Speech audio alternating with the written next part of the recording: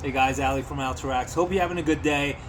Hey, we have made this video in the past before, but this is really important. So like every year before the season starts, you want to do a quick tune-up on that rack, make sure everything's good to go. All the bolts and nuts are good, there's no rust happening, or like if you need to grease anything, this is the time. But generally you're looking for movement. You plug it into the vehicle and this thing's flapping or is moving a lot. So we start at the receiver in the vehicle. Its first point of contact is where the rack is plugged into the vehicle. Here's a current setup. We have an internal threading system that is going through with that bolt with a lock washer.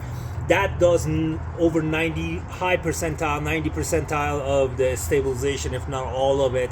And that's what gives you the side to side. It's a full thread block in there that you're threading to, and it sucks the rack to the side of the wall and it creates that full contact and skin contact.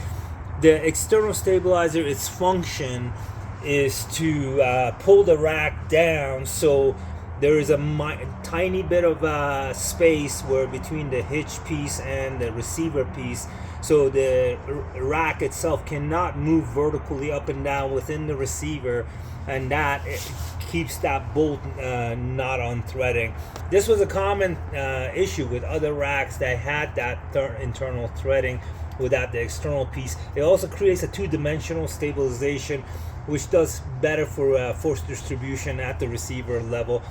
And this is super tight. You can see I have the bolt on this side. It is a low vehicle, so I spin this plate around and it allows me for a better angle of entry. Gives me a little protection with this plate protecting that bolt. Moving up from here, this is a short hitch. The next position is your pivot bolt. That's what we call this. And you may have a newer rack that has a 1/2-inch pivot bolt with a new bushing system. And this is where you want to check your bushing too. We have brass bushing. If you have this older bolt, which is a 5/8 bolt, you can check underneath and see if these brass bushings are cracked or not. And if they're cracked, reach out to us. We'll send you a replacement. That's part of warranty, but it is highly recommended that you upgrade to the next generation bushing. It's only 30-something bucks for that, and it will make the rack quite a bit stiffer.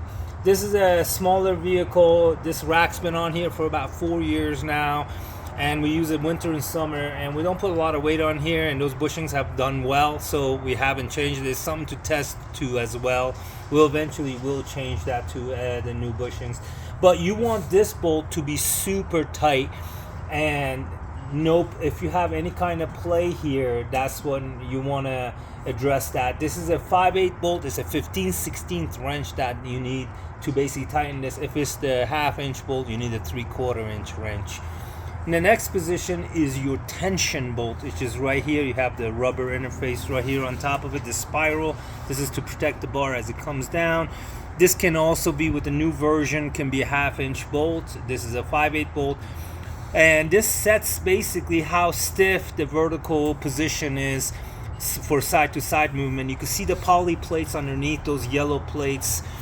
Those basically pressure against that vertical post and create a stiffness that it is managed by the tension bolt. The tension bolt will also set the rate of descent of the rack.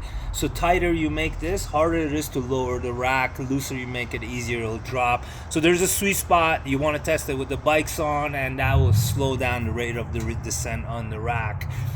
And then this is something you want to also look at. Next, we go to your latch, and I'm gonna pull on it, and I can hear grease, and I see some grease. Could have used some grease, yeah.